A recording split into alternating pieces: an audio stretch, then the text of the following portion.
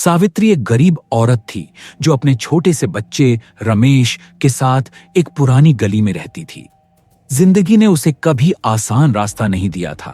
बचपन में ही उसके पिता की मौत हो गई थी और मां को गुजारने के बाद सावित्री ने अपनी जिंदगी की जिम्मेदारी उठा ली। उसने छोटी दुकान खोली जहां वो सब्जी और रोटी बेचकर अपनी और रमेश की रोजी रोटी का इंतजाम करती थी। सावित्री की जिंदगी में हर दिन एक नई जंग थी। कभी बाजार में महंगाई, कभी किराने का बोझ और कभी रात के काम की मजबूरी। हर रात जब दूसरे लोग अपने घर में आराम करते थे, सावित्री छोटी सी रोटी की दुकान के पास खड़ी होती और बेचने लगती थी ताकि अपने बच्चे का पेट भरे। एक दिन रात के वक्त जब सावित्री अपनी दुकान के बाहर रोटी बेच रही थी, इंस्पेक्टर राजेश वहां से गुजर रहे थे। राजेश एक सख्त और कानून के पालन में विश्वास रखने वाले पुलिस अधिकारी थे। उन्होंने देखा कि सावित्री ने रात में दुकान खोल रखी है और तुरंत उसे रोक दिया। मैडम, रात में दुकान खोलना मना है, आपको फाइन देना पड़ेगा, राजेश ने कहा। सावित्री ने थोड़ी घबराहट और गुस्से के साथ जवाब दिया, सर समझिए, हमारे पास और कोई रास्ता नहीं है, बच्चों के लिए रोटी कैसे लाएं? राजेश ने अपनी शक्ति नहीं छोड़ी। नियम होते हैं, मुख्य व्यक्तिगत भावनाएं नहीं देख सकते। सावित्री का दर्द और गुस्सा दोनों एक साथ उभर आए। ठीक है सर, हमारे पास पैसा ही नहीं है, आज भी बच्चों के लिए रोटी बचाई, आपको सिर्फ कानून दिख रहा है, इंसानियत नहीं।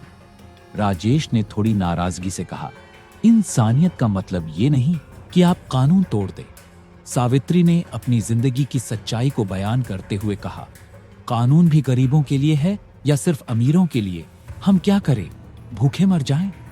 रमेश अपनी मां के पास आया और थोड़ी शर्म से बोला, मां, सर का गुस्सा हो गया। सावित्री ने अपने बेटे को संभालते हुए कहा, बेटा मत डर, हम अपनी रोटी के लिए खड़े हैं। राजेश थोड़ा रुककर सावित्री का दर्द देखकर नरम हुआ, पर फिर भी सही था। मैं समझ सकता हूं, लेकिन अगर आपको कुछ होता है तो मैं जिम्मेदार नहीं हो सकता। सावित्री ने गुस्से और दर्द से कहा, जिम्मेदारी सिर्फ तब होती है जब अमीर का पैसा या पावर दिखे, गरीब का दर्द कोई नहीं देखता। गली के लोग भी सावित्री को समर्थन देने लगे।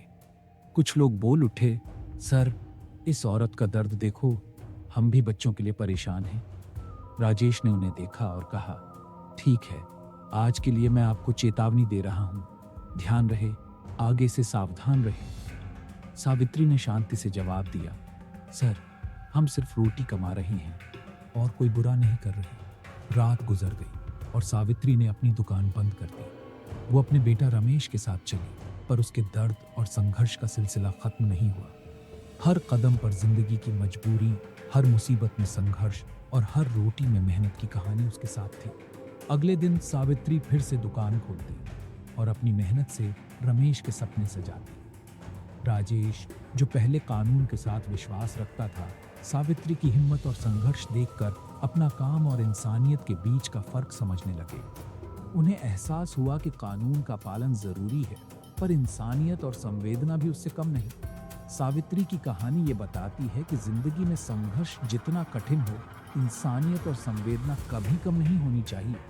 गरीबी और मजबूरी के बावजूद एक माँ अपने बच्चे के लिए संघर्ष कर सकती है और एक इंसान अपनी हिम्मत और सच्चाई के साथ दुनिया में अपनी जगह बना सकती है।